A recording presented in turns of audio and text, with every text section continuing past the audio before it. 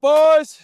Hope you had a good couple of days off after a huge win. I hope the Super Bowl was great and the parade they threw you after you beat the lowly Chiefs that are on the way down. I hope you don't feel too good about yourself. Oh, you're laughing now, huh? Yeah, that was a good win. Maybe the best win since Super Bowl 50. Says some. You know what I say? I ain't impressed.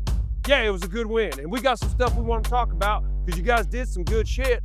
But the Kansas City Chiefs, who once were on the mountaintop, are descending that mountain fast and care more about Taylor Swift's new album than putting a goddamn good football team together.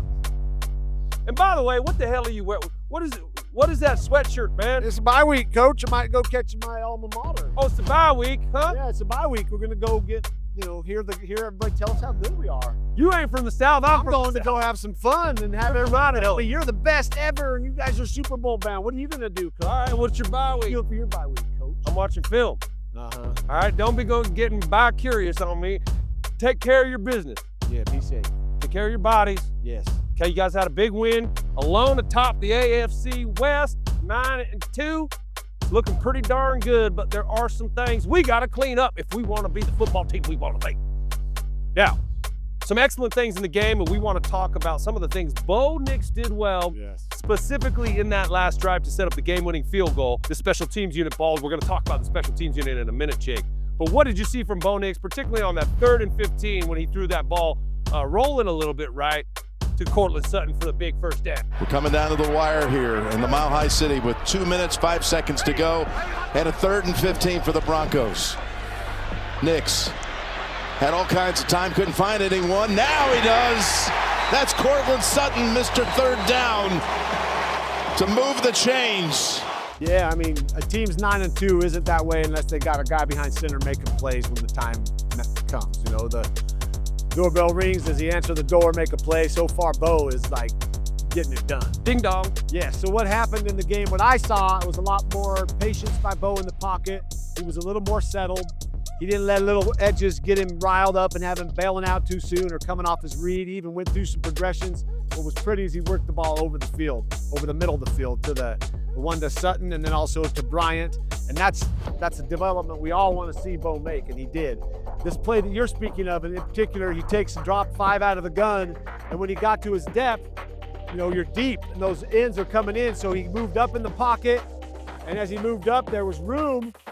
But what he did right, instead of bailing like he's been bailing back and away from the line of scrimmage, he attacked the line of scrimmage, which makes him now a dual threat. He can run or he can pass. And as we saw, that DB came up, created a window. He threw a beautiful ball to Cortland Sutton.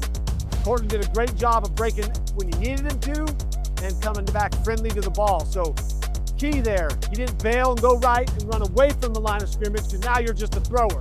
You're no threat. DBs can settle back. Hard. As soon as Bo steps up in the pocket and now he moves forward, we saw what happens. And I've been talking about this. As all quarterbacks know, it's vitally important to move forward, especially with Bo's athletic ability, because he can run. So now he becomes dual threat. And Cortland Sutton, his #1 target, he's not leading the team in targets. Troy Franklin is, but is Cortland Sutton complaining about it? No, he's not, because the team is 9-2 and has won 8 games straight. He ain't Bo's best friend. But in the moment of truth, Bo looks to Cortland and a big 3rd down, and Cortland presents a friendly target, and he has such a wide catch radius, secured that ball, probably the play of the game. Really, I think it was. That drive continues on a big 3rd and 15 is not easy. No. And that's a huge completion in a vital moment to the #1 3rd down receiver in the league. He ain't getting all the targets, but when it matters most, he's getting targeted. So huge play in the game. Okay, a couple plays later, a big pass, down the left sideline to Troy Franklin to put him in field goal range. He's deciding whether to run. They're inviting the run here, but don't do it. Here's Nix on 2nd and 8. Going for a big throw, and it's caught by Franklin. And the Broncos are set up now to win the game. 32 yards. A perfect strike from Nix on a 2nd and 8. Talk about Bo's drop. Talk about his deep ball placement there. Yeah, but I love that they're calling the deep ball, because you gotta threaten those DBs so that they're now backpedaling, going, oh no. And if you know how to run the routes right, you make it look like a go route every time. And when you run the go, complete or incomplete, just so long as it's not an interception, it's positive. So Here we go. He dropped the ball on Franklin early. Franklin had his hands on it, didn't come up with it. That was tough. You could see a little disappointment, but the sign of a true competitor is he kept going, he came back, and he got to it. Both throws a nice deep ball. It's a little bit of a line shot. Yeah. I'd like to see him get a little more air on it because I think he's got, like I've mentioned before, all arm talent you need. But that deep ball, again, came because of the play of the game. 3rd and 15, they gave an opportunity now to go get field goal range. And what a great throw and a great play by the young receiver. Great play by the receiver. A little bit underthrown, right? It gives, Yeah. well, I mean, a little inside a little bit. What Bo did really well is when he came back, he knew he was going there, he held the safety. Yeah. He kept his head straight knowing I'm going to Franklin. And when he went to go, he hit his depth and he threw the ball. Now that kept the safety from getting there early. And the ball was a little inside because the DB had outside leverage. So Yeah. And so if I'm running, let's say the ball's in there and we're running this way, and I'm Troy Franklin, you're coming with me. yeah. And so he pushed off a little bit and comes and gets that ball. A little bit of a slight push off by Troy Franklin. You got to be careful with that, but they didn't call it. I was surprised they did. Well, it wasn't a really egregious one. No, but his arm extended, you know. A quick extension. A little extension. But quick the extension. fact that the ball was back behind and the DB, if he hadn't pushed him, I don't think he makes a play on that anyway. Yeah, and he opened his hips. You got to open up your hips. A lot of receivers, they get caught that way. He opened up his hips to the ball and secured that catch. Troy Franklin, who has had some issues with his hands and did in the game, comes up with a big catch in the big moment to put him in field goal range.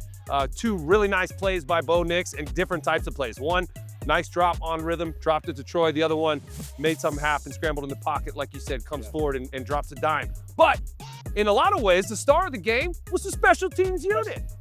And I mean, people probably don't know what this means right here. what does that In mean? fact, I had a really good friend in the family, a guy named Fred Schimpf.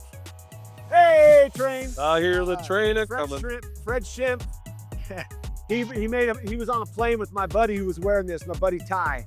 And the whole flight he's trying to figure out, DBST, what, Delaware, Baltimore State? Like, what school is that? And so, yeah, this is Denver Broncos special teams. You have to make a play on special teams or be exceptional, do your job, get it done to get one of these hats. Yeah. I was the holder, as many know. I put it down for Jason Elam. All the time, perfect, just how I wanted it. We were really good. Did you get a beanie for I that? never did. Did you get a cookie for it?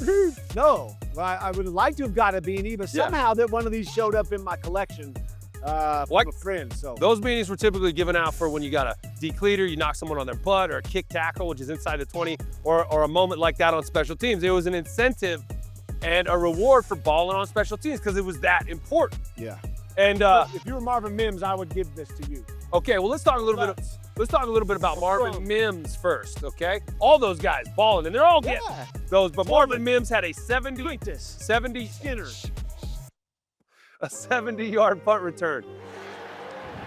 Ariza to punt to Mims, who had missed the last 2 games because of a concussion. And he's one of the best. He's been an all-pro.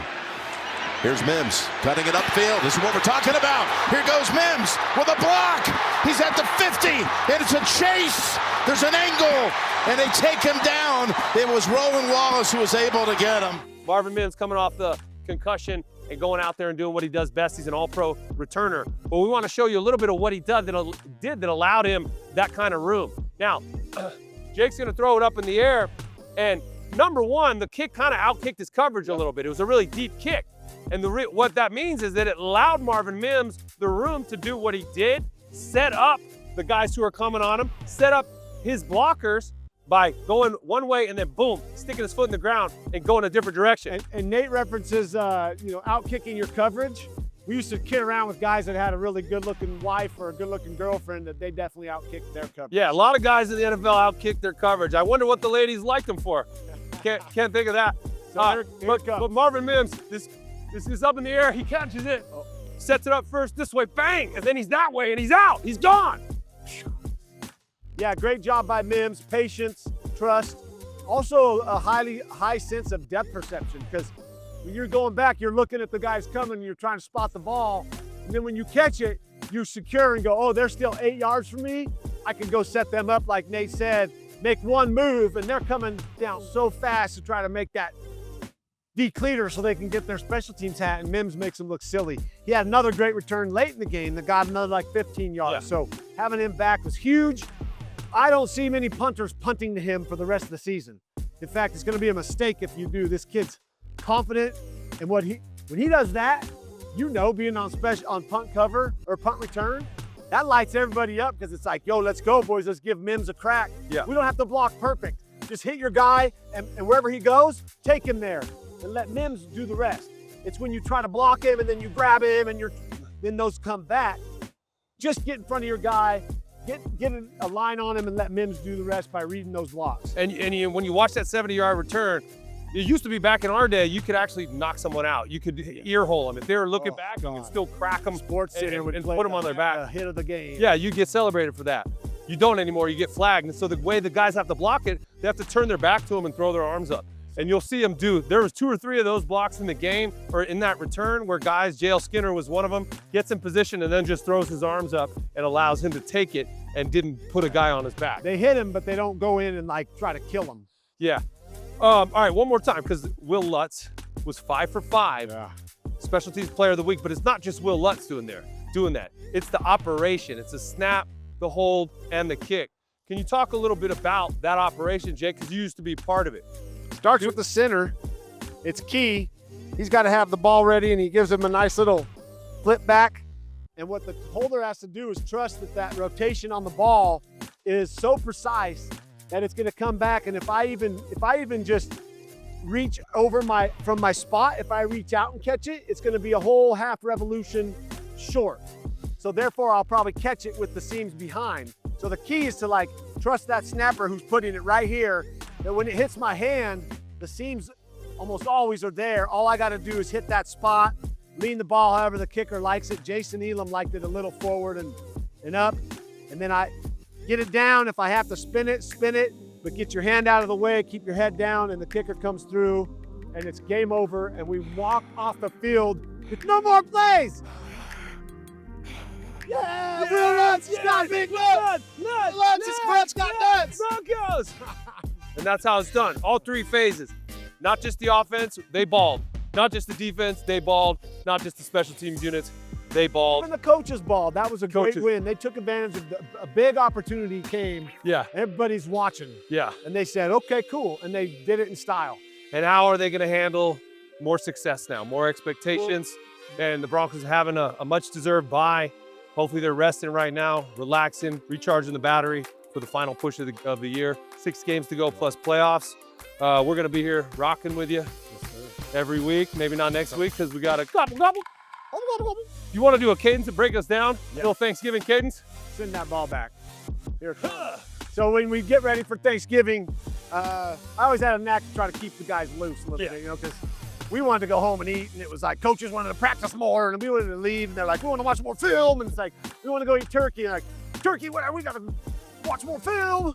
And so I'd come up to the center or out of huddle, I'd call, the gobble play. And so we'd come up, get my hands under Tommy Nalen, and I'd say, green 15, green 15. We'd all gobble around, like right now. And wish everybody a happy Thanksgiving. The coaches would get pissed, players would laugh. We'd go eat turkey. Well, let's go eat some turkey, man. All right. Walkthru, 1, 3. 1, 2, 3. Walkthru.